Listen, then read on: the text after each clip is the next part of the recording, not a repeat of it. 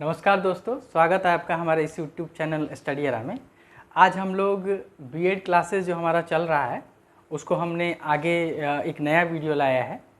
तो आइए हम लोग स्टार्ट करते हैं। और इस नए वीडियो के जरिए हम लोग स्पेशली हमने बीएड सेकेंड ईयर का क्लासेस स्टार्ट किया है। देखिए, एक मैंने न्यू मेथड जो स्टडी का है उसको अपनाया है, उसमें ही हम लोग स्टडी करेंगे। इसमें बोर्ड पे मैं कम लिखूंगा ताकि हमारा टाइम जो है कम इसमें खर्च होगा, इसमें टाइम कम लगेगा और हम ज़्यादा से ज़्यादा और जल्दी से जल्दी चीज़ों को कंप्लीट कर सकेंगे। ठीक है, तो आइए, ये मैंने ऑलरेडी मेंशन कर दिया है कि ये बीएड सेकेंड ईयर क्लासेस का है, कोर्स 8 है। यहाँ पे ऑलरेडी आप देख सकेंगे दिस इज़ कोर्स 8, ये कोर्स 8 है।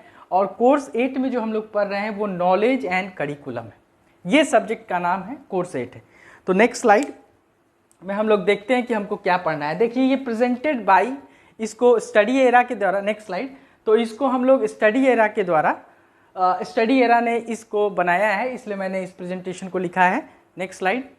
तो देखिए, मैं आपको बता देना चाहता हूँ कि बीएड जो फर्स्ट ईयर का क्लासेस है ये ऑलरेडी हमारा स्टार्ट हो चुका है, हमने ऑलरेडी स्टार्ट कर दिया है। आगे की बहुत सारी चीज़ें हम एडअप करेंगे। और बीएड सेकेंड ईयर का जो क्लासेस है वो भी मैंने स्टार्ट कर दिया है। तो दोनों क्लासेस स्टार्ट हो चुका है। अगर आप चाहें तो हमें कोई किसी भी क्वेरी के लिए मेल कर सकते हैं iitnstudyera@gmail.com, या फिर हमारे YouTube चैनल को फॉलो कर सकते हैं www.youtube.com/c/studyera/iitn.featured। तो इस पे आप हमारे चैनल को विजिट कर सकते हैं। जो भी चीज़ें आपको चाहिए उससे रिलेटेड हमने सब इसमें स्पेसिफिक लिंक बनाया हुआ है। या फिर हमें फेसबुक पे भी मैसेज कर सकते हैं, फेसबुक पे मैसेज कर सकते हैं /studyera.iitn। Next slide. तो ये सारी चीज़ें हमने किया और बहुत जल्द जो है ऑनलाइन जो सीटेट का क्लासेस है, first year BEd and second year BEd का क्लासेस कंप्लीट होने के बाद या बीच में ही हम लोग सीटेट का भी फ्री क्लासेस बहुत जल्द लाने वाले हैं, सीटेट का। ठीक है, ताकि बिना कोचिंग के आप बेस्ट स्कोर कैसे कर सकते हैं, इस स्ट्रेटजी को आपके साथ डिस्कस करेंगे। Next slide. तो आइए हम लोग स्टार्ट करते हैं बिना टाइम को कंज्यूम किए हुए। ये क्वेश्चन बहुत इंपॉर्टेंट क्वेश्चन है कि ज्ञान को क्रिया में कैसे परिणत किया जाता है। जो ज्ञान जो आपने अर्जन किया है उसको कैसे एक्शन में कैसे लाएंगे, क्रिया का प्रभाव ज्ञान पर कैसे पड़ता है, इसी का सेकेंड पार्ट है। तो फर्स्ट पार्ट में अगर हम बात करें, इसके फर्स्ट पार्ट की अगर हम बात करें तो फर्स्ट पार्ट में आप देख सकते हैं कि ज्ञान को क्रिया में कैसे परिणत किया जाता है। How is knowledge rendered into action.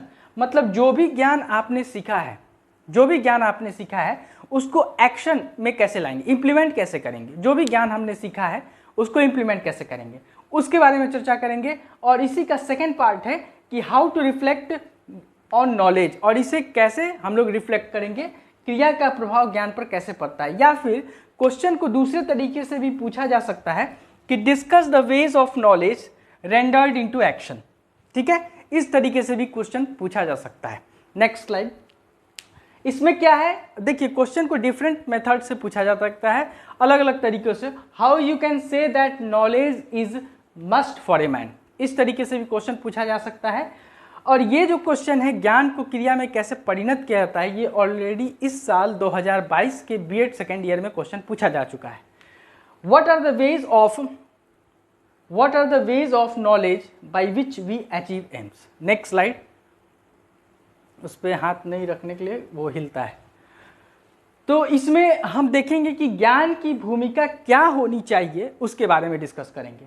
उसके बारे में डिटेल यहाँ पे बात करेंगे कि जो ज्ञान है उसकी क्या भूमिका होनी चाहिए। ठीक है, तो जो भी ज्ञान आप अर्जित करते हैं, जिस ज्ञान को भी आप ग्रहण करते हैं, उसकी कैसे उसकी भूमिका होनी चाहिए, उसके बारे में चर्चा करते हैं। तो देखिए, फर्स्ट में है कि सामाजिक, नैतिक और आध्यात्मिक मूल्यों को बढ़ाना और विकसित करना। जो समाज में जो हम लोग रहते हैं उसके सामाजिक को, नैतिक को और आध्यात्मिक मूल्यों को बढ़ाना और विकसित कैसे करेंगे, ये ज्ञान के जरिए होता है। तो जीवन के हर क्षेत्र में प्रगति करने के लिए ज्ञान की मदद से, यह केवल ज्ञान है जिसके द्वारा हम अतीत से विरासत में मिली विरासत और वर्तमान समय में की जरूरतों और आवश्यकता के बीच एक सही संतुलन बनाए रखते हैं। एक्चुअली में होता क्या है कि यह जो ज्ञान की भूमिका है, हम जो भी ज्ञान अर्जित करते हैं उसको अपने समाज में हम यूज़ करते हैं और समाज में बढ़ाते हैं। कैसे बढ़ाना है, नैतिक क्या चीज़ें नैतिक है क्या अनैतिक है, इसको देखते हुए हम लोग आगे बढ़ते हैं। तो ज्ञान, जब तक हमें ज्ञान नहीं होगा तब तक हम नैतिक और अनैतिक में डिफरेंसेस ही नहीं कर पाएंगे, हमें पता ही नहीं चल पाएगा क्या अनैतिक है और क्या नैतिक है। ठीक है, तो ये ज्ञान ही है जो हमें बताता है कि क्या नैतिक है और क्या अनैतिक है। ठीक है, नेक्स्ट पॉइंट की अगर हम बात करें यहाँ पे, तो सामाजिक और राष्ट्रीय एकता प्राप्त करने के लिए, देखिए ज्ञान अगर हमारे पास है तो सामाजिक एकता भी, हम समाज में कैसे रहना है उसके बारे में भी थिंक ओवर कर सकते हैं, और राष्ट्र की एकता और अखंडता को भी बनाए रखने में हमारा ज्ञान सबसे महत्वपूर्ण बिंदु है। ठीक है, समाज और राष्ट्र में सामाजिक और राष्ट्रीय एकीकरण को प्राप्त करने के लिए ज्ञान आवश्यक है। अगर आपको एकजुट होना है, एक समान रहना है, एक साथ रहना है, संगठित रहना है, तो ज्ञान की आवश्यकता है। अब इसमें ज्ञान की क्या आवश्यकता है, तो ज्ञान रहेगा तभी तो हम चीज़ों को समझ पाएंगे और लोगों को समझा पाएंगे। ठीक है, ये सारे पॉइंट्स है, इसको आप नोट डाउन कर सकते हैं। मैं थोड़ा थोड़ा मेन चीज़ों को बता दूंगा और ये जो क्वेश्चन है उसमें यही सब आंसर होगा। Next slide. थर्ड पॉइंट में आपको जैसे मैंने लिखा है वैसे ही आपको इस क्वेश्चन का आंसर लिखना है। थर्ड पॉइंट में हमारा क्या है, थर्ड पॉइंट में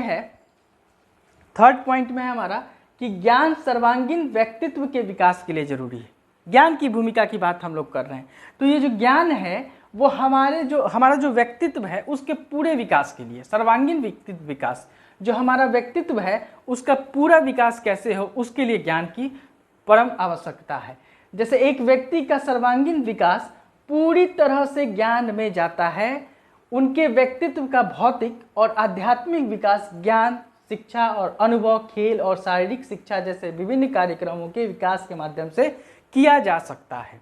ठीक है, नेक्स्ट पॉइंट है जीवन भर, ये वाला पॉइंट देख लीजिए, जीवन भर का शैक्षिक ज्ञान, जीवन भर का शैक्षिक ज्ञान के लिए ये महत्वपूर्ण है। नेक्स्ट पॉइंट जो है हमारा वो है यह मानव शक्ति का विकास करता है। सही बात है, ये जो ज्ञान है ये मानव शक्ति का विकास करता है। देखिए क्या लिखा हुआ है, राष्ट्रीय अर्थव्यवस्था के विभिन्न स्तरों के लिए मानव शक्ति का विकास, यह राष्ट्रीय आत्मनिर्भरता के लिए विकास की अंतिम गारंटी होगी। ठीक है, तो ये सारी चीजें हैं फिफ्थ पॉइंट में। नेक्स्ट स्लाइड देखेंगे हम लोग। नेक्स्ट में क्या है कि योग्य नागरिकता के लिए है ज्ञान।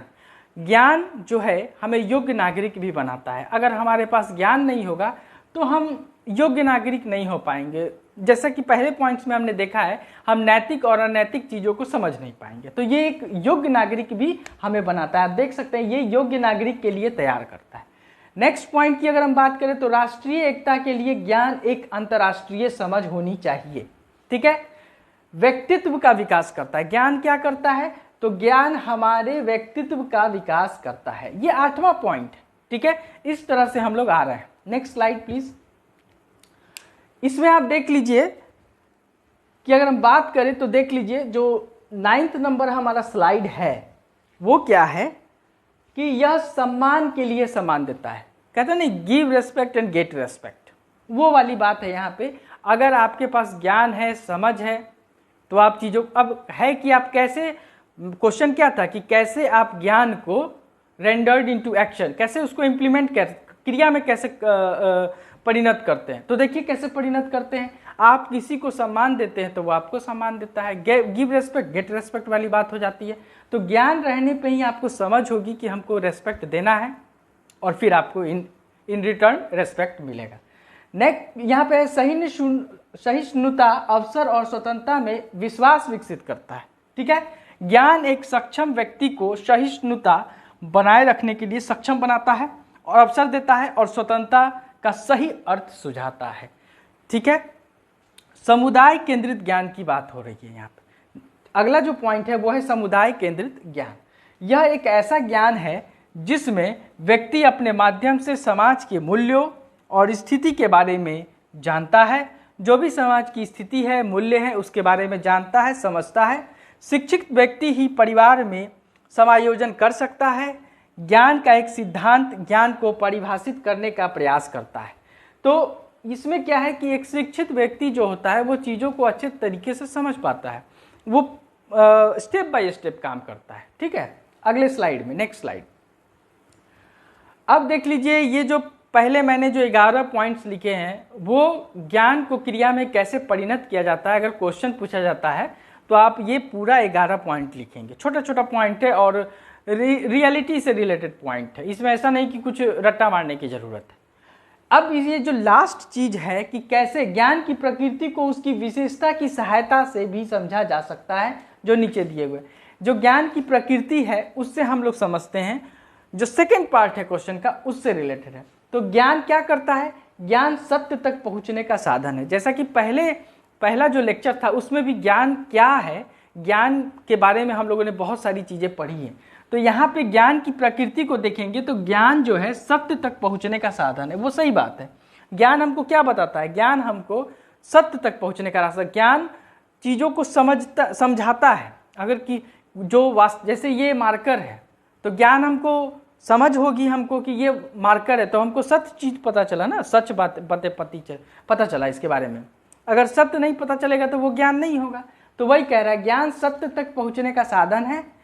सेकेंड पॉइंट है विचार ज्ञान के लिए बेहद महत्वपूर्ण है। विचार, सही बात है। आप जब तक विचार नहीं करेंगे तब तक आपको ज्ञान कैसे होगा? नहीं हो जाएगा। सोचना पड़ेगा, उसको समझना पड़ेगा। थर्ड पॉइंट है भाषा ज्ञान का वाहन है। ये भी सही बात है। अगर हमारे पास भाषा नहीं होगी तो हम अपने ज्ञान को किसी और के सामने कैसे रखेंगे? पता ही नहीं चलेगा। जैसे हमको हिंदी आता है और सामने वाले को हिंदी नहीं आता है, तो हम कैसे उसको किसी चीज़ के बारे में बताएंगे? नहीं बता पाएंगे। तो वही कह रहा है भाषा ज्ञान का वाहन है। ज्ञान की नींव से शब्द अवधारणा का पता चलता है। ठीक है, ज्ञान निश्चित होता है। ये भी बात सही है। ज्ञान क्या है? ज्ञान निश्चित होता है। ठीक है ना, यह सत्यापन योग्य है। ठीक है, ज्ञान तर्क का उत्पादन है। ज्ञान प्रकृति में गतिशील है, यह समय के साथ बदलता रहता है। तो ये सारी जो चीज़ें हैं ये ज्ञान की प्रकृति को विशेषताओं की सहायता से हम लोग उसको समझ रहे हैं। ठीक है, तो अब हम लोग नेक्स्ट स्लाइड, तो यहाँ पे हम लोग ये सारी चीज़ें हैं। 8वां पॉइंट है, इसको भी हम लोग देख लेते हैं।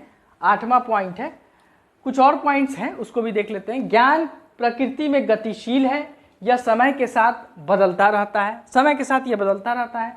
यह मानवीय अनुभवों पर आधारित होता है। जो अनुभव होता है, जैसे मान के चलिए कि मेरे पास कुछ अनुभव है, उसके अकॉर्डिंग मैंने अपने ज्ञान को आपके सामने रखा। ठीक है, तो वही चीज़ है यहाँ पे, मैंने अपने अनुभवों के आधारित ज्ञान या मानवीय अनुभवों पर आधारित होता है।